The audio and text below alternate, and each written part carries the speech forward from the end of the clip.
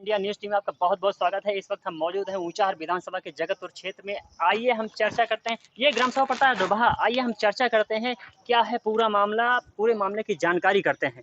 जी, आपका शुभ नाम क्या है, कहाँ के रहने वाले हैं? हमारा नाम जगदीश है, हम ग्राम सभा डोभा के रहने वाले हैं। क्या है पूरा मामला आपका?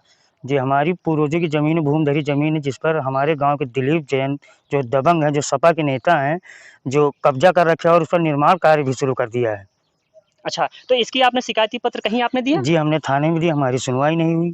फिर आपने क्या किया? जी, हमने फिर तहसील गए, एसडीएम के पास गए, तो एसडीएम साहब ने डांट के फटकार के भगा दिया। ऐसा लगता है कि दिलीप जैन के जो है एकदम करीबी हैं।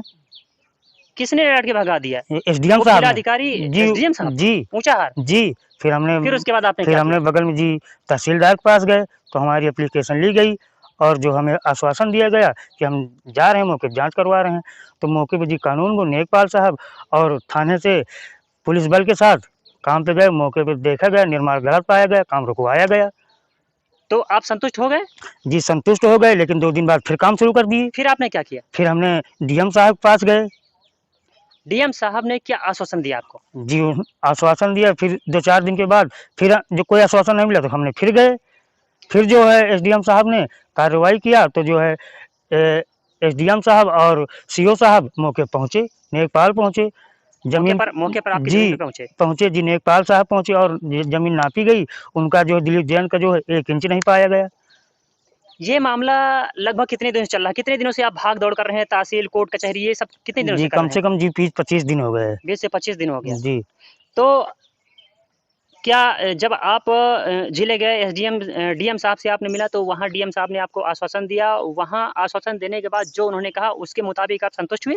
जी, संतुष्ट हुए, लेकिन ये काम बंद करवाने के बाद फिर काम चालू कर दिया। फिर हमने डीएम के पास गए जी, रायबरेली गए। तब फिर क्या हुआ जी, उसके हमने बाद? जो है ज्ञापन दे दिए जी। हम 8 तारीख को ज्ञापन दिया कि हम ज्ञापन किस चीज़ का? भूख जी हड़ताल क्या? जी, भूख हड़ताल का। भूख हड़ताल। हाँ, कि 13 तारीख को हम जो है अनशन पे बैठेंगे। तो क्या अनशन पे आप बैठ गए? जी, अनशन में बैठ गए। जो है भूख हड़ताल हमने 13 तारीख को पूर्ण तरीके से क्या जो है अनिश्चितकालीन? जी, अनिश्चितकालीन। जब हमने 9 बजे से बैठे, जो रात के 11 साढ़े 11 बजे सुबह 9 से? सुबह 9 से सारा दिन कोई हमारे पास नहीं आया कि कैसे हैं, कैसे नहीं, कोई अधिकारी नहीं आया कि फिर क्या हुआ? पूछने। जब हमने रात में 12 बज गए जब, क्या तो आशा आप भूख हड़ताल बैठने के पहले आपने क्या आशा किया कि हम भूख हड़ताल बैठेंगे तो क्या से क्या होगा?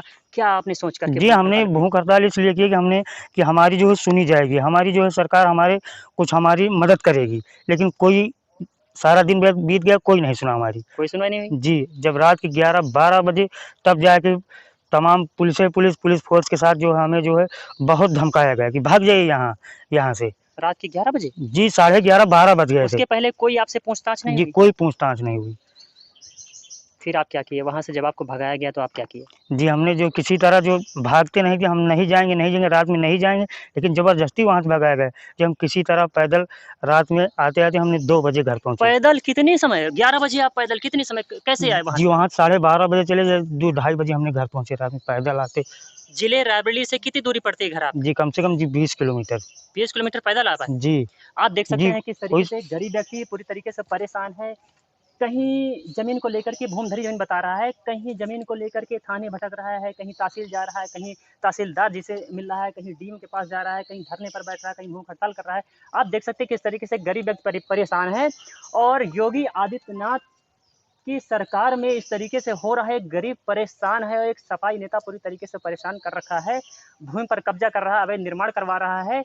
जिस तरीके से जांच होती है, ज़मीन की पैमाइश होती है, पैमाइश के बाद इस व्यक्ति को न्याय मिलता है, न्याय मिलने के बाद भी उसके अंदर एक डर नहीं है कि किस तरीके से फिर से कब्जा कर रहा है, बार-बार कब्जा कर रहा है। और जिस तरीके से व्यक्ति बता रहा है कि एसडीएम के पास जाता है, एसडीएम बात नहीं सुनते हैं, भगा देते हैं।